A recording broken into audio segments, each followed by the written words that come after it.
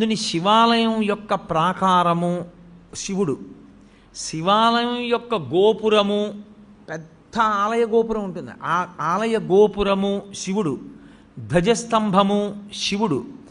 మీరు లోపలికి వచ్చిన తర్వాత శివలింగం ఉన్నటువంటి ఆలయ గోపురము శివుడు, లోపల ఉన్న శివలింగము శివుడు, అర్చక స్వామి శివుడు, చండీశ్వరుడు శివుడు, బలిపీఠము శివుడు. 8గా ఉంటాడు శివుడు. ఈ 8 మీకు ఏది కనపడినా మీకు శివదర్శనమైనట్టు లెక్క. నేను గోడకొటే చూశాననుకోండి, నేను శివదర్శనం చేసినట్టు. నేను ధ్వజం వంక చూశాననుకోండి, నాకు శివదర్శనం అయిపోయినట్టు. నేను గోపురం చూశాననుకోండి, నేను శివదర్శనం చేసేసినట్టు. నాకు అర్చకుడు కనపడ్డాడనుకోండి, శివదర్శనం చేసినట్టు. చండీశ్వర స్థానం దగ్గరికి వెళ్ళాడనుకోండి, శివదర్శనం చేసినట్టు.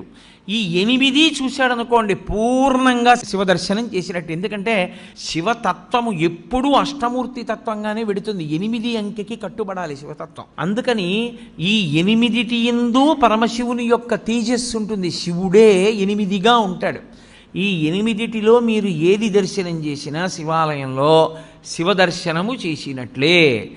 కాబట్టి ఇప్పుడు తూర్పున ఉన్నటువంటి ముఖం తత్పురుష ముఖం. ఈ తత్పురుష ముఖం వాయువు మీద అధిష్టానంగా ఉంటుంది, ఉండి లోకమునంతటినీ తిరోధానం చేస్తూ ఉంటుంది. తిరోధానము అన్న మాటకు అర్థం మీకు నేను బాగా తర్వాత చెప్తాను. మీరు ప్రదక్షిణం చేస్తూ ఇలా ఎడం పక్కకు వస్తే దక్షిణ దిక్కు వస్తుంది. దక్షిణాన్ని చూస్తూ దక్షిణామూర్తి ఉండాలి శివాలయంలో. శివాగమంలో దక్షిణాన్ని చూస్తూ దక్షిణామూర్తి ఉండకుండా శివాలయం కట్టకూడదు. ప్రదక్షిణం చేసేటప్పుడే దక్షిణామూర్తి కనపడాలి. దక్షిణామూర్తి దక్షిణాన్ని ఎందుకు చూస్తాడంటే ఆయన మృత్యుంజయుడు. ఆయన ఉత్తరాన్ని కూర్చుని దక్షిణాన్ని చూస్తాడు.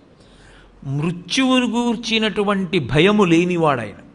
ఆయన పాదములు పట్టుకుంటే మృత్యుభీతి పోతుంది, భయం పోతుంది. అందుకే దక్షిణామూర్తి స్వరూపం అసలు సమస్త ఐశ్వర్యము దగ్గర నుండి, చదువుల దగ్గర నుండి, మోక్షము వరకు దక్షిణామూర్తి ఇవ్వలేనటువంటిది లోకమునందు లేనే లేదు. అసలు మీకు నేను ఒక గొప్ప రహస్యం చెప్తాను. ధ్యానం చెయ్యడానికి అత్యంత యోగ్యమైనటువంటి స్వరూపం ఏదో తెలుసా? చాలా గొప్ప స్వరూపం దక్షిణామూర్తి స్వరూపం. దక్షిణామూర్తిని కానీ మీరు ధ్యానం చెయ్యగలిగితే మీకు ఏది అభ్యున్నతిని కల్పిస్తుందో అవన్నీ మీకు ఈశ్వరుడు ఇచ్చేస్తాడు. ఆయన ధ్యానం చాలు. అంత మంగళప్రదమైన స్వరూపం, అంత అందమైన స్వరూపం, అంత సౌమ్యమైన స్వరూపం ధ్యానానికి వేరొకటి ఉండదు. అత్యంత ఆకర్షణీయమైన మూర్తి నటరాజు. అత్యంత మంగళప్రదుడు, ధ్యానయోగ్యుడు దక్షిణామూర్తి. అందుకే ప్రపంచం అంతటా కూడా నటరాజ విగ్రహాలు ఎత్తుకుపోతారు. పాశ్చాత్య దేశాల్లో నటరాజ విగ్రహాలు కొంటూ ఉంటారు. ఎందుకో తెలుసా? అసలు ఆ స్వామి భంగిమ అలా ఉంటుంది. ప్రపంచంలో ఏ దేవతా స్వరూపంలోనూ కనపడనంత వేగం ఒక్క నటరాజుకే ఉంటుంది. అసలు అలా నటన చేసేటటువంటి వాడు మీకు ఎక్కడా ఇక సృష్టిలో కనపడడం. అంత వేగం ఉంటుంది నటరాజులో.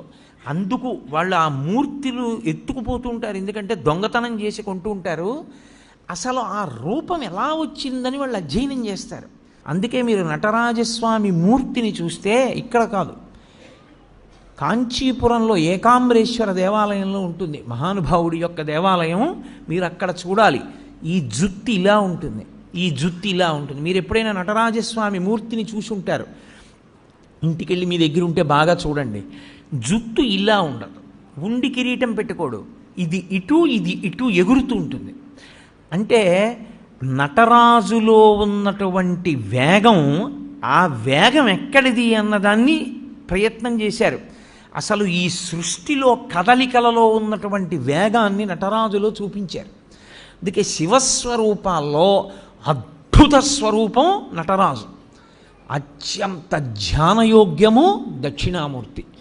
చిన్న పిల్లలు ఇంట్లో ఉంటే చిన్న పిల్లల దగ్గర నుంచి రేపో మాపో వెళ్ళిపోతాడనుకున్నంత పెద్ద వయస్సున్నవాడి వరకు దక్షిణామూర్తి స్వరూపము ధ్యానయోగ్యమే.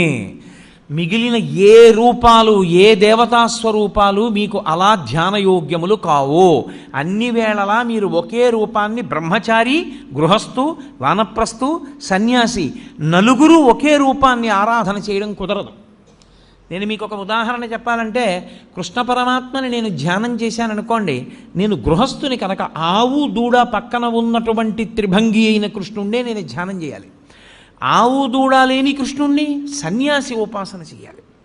మారిపోతుంది. అందరూ ఒకలా చేయడానికి వీల్లేదు. అదే త్రిభంగి స్వరూపం అయిన దక్షిణామూర్తి స్వరూపం. చిన్నపిల్లలు దక్షిణామూర్తిని ఎంత ధ్యానం చేస్తారో అంత జ్ఞాపక శక్తి, అంత గొప్పగా స్ఫురణ శక్తి పెరుగుతాయి. ఐశ్వర్యం కావాలనుకున్నవాడు దక్షిణామూర్తిని రోజు ధ్యానం చేస్తే అంత ఐశ్వర్యం.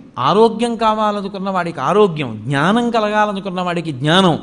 నేను మీకు యథార్థం చెప్పాలంటే, మీకు ప్రతిరోజు ఒక్క 2 నిమిషాలు దక్షిణామూర్తిని ధ్యానం చేయడం అలవాటైతే మోక్షము కరతలామలకము. అంత్యమునందు పరమేశ్వరుడే మీకు జ్ఞాపకం వచ్చి మోక్షానికి పెడతాడు. అంత గొప్ప స్వరూపం దక్షిణామూర్తి స్వరూపం. అది శైవాగమంలో మీరు దక్షిణ దిక్కుకి వెళ్ళగానే దక్షిణాన్ని చూస్తూ కనపడాలి. ఆయన కనపడగానే మీరు అభిముఖంగా ఉండకూడదు. మీరు ఇటు పక్కకెడితే తూర్పు ముఖం చేస్తారు. తూర్పు ముఖం చేసి మీరు ఆయన పాదాల వంక చూసి నమస్కారం చెయ్యాలి. ఇక్కడ ఉన్నటువంటి శివాలయంలో ఆగమానికి సరిపోయేటట్టుగా అద్భుతమైనటువంటి దక్షిణామూర్తి స్వరూపం ఆ శివాలయానికి ప్రదక్షిణం చేసేటప్పుడే దక్షిణంలో ఉంది. చాలా శివాలయాలు ఇవాళ రేపు కడుతున్నటువంటి శివాలయాలలో అసలు ఆ వైభవం లేదు. అంత గొప్ప స్వరూపం దక్షిణామూర్తి స్వరూపం. ఈ దక్షిణ దిక్కుకి చూసేటటువంటి మూర్తి దక్షిణామూర్తిగా మనని చూడమని చెప్తారు. అన్నీ మీకు ఇస్తాడు. కానీ శివలింగం యొక్క దక్షిణానికి చూసేటటువంటి ముఖానికి అఘోరమని పేరు. అది అగ్నిహోత్రానికి అంతటికి అధిష్టానమై ఉంటుంది. ఉండి ఈ సమస్త ప్రపంచాన్ని లయం చేసేది అదే. అందరు జీవుల్ని పడగొట్టి తనలో కలుపుకునేటటువంటి తత్వమున్నటువంటి పరమేశ్వర స్వరూపం దక్షిణాన్ని చూసేటటువంటి అఘోర స్వరూపం. అందుకే శివాలయానికి ప్రదక్షిణం చేస్తే నియమం వేరు. మీరు ఏదో ఇలా తిరగడానికి వీల్లేదు. శివాలయంలో మీరు లోపలికి వెళ్ళి చూడగానే చేతులు జోడించి ఓం తత్పురుషముఖాయ నమః అనాలి. ఒకవేళ భక్తులకి ముఖాలు తెలియవేమోనని బోర్డు పెడతారు. అందుకే అసలు శివాలయంలో బోర్డు ఉండాలి. లేకపోతే మీకు ముఖాల పేర్లు ఎలా గుర్తుంటాయి? గుర్తుండవు. గుర్తుండాలి. ఉండని వాడికి సౌలభ్యం కోసం బోర్డు పెడతారు. బోర్డు పెడితే ఓం తత్పురుషముఖాయ నమః అని నమస్కారం చేసి మెల్లగా దక్షిణానికి వెళ్ళాలి. మళ్ళీ అభిముఖంగా పై చూసి ఓం అఘోరముఖాయ నమః అనాలి. ఎవడు అలా అంటూ ప్రదక్షిణం చేస్తుంటాడో వాడు మళ్ళీ పుట్టవలసిన అవసరం లేని రీతిలో జ్ఞానమిచ్చి కలుపుకుంటాడు. అందుకని దక్షిణామూర్తి ఉంటారు దక్షిణానికి. లేకపోతే ఆయన లోకాన్నంతటిని లయం చేసి మళ్ళీ పునర్జన్మలిచ్చే స్వరూపమై ఉంటాడు. అందుకే అగ్నికి అధిష్టానమై ఉంటాడు. మీరు దక్షిణాన్ని దాటి పశ్చిమానికి వచ్చారనుకోండి, శివాలయంలో ఆగమం ప్రకారం ఏమిటంటే పశ్చిమ దిక్కున సుబ్రహ్మణ్యేశ్వరుడు ఉండాలి. ఉండి పశ్చిమానికి వెడితే మళ్ళీ మీరు గుడికి ఎదురుగుండా నిలబడాలి. ఆ గుడి యొక్క గోడకి ఎదురుగుండా నిలబడి ఓం సద్యోజాతముఖాయ నమః అనాలి.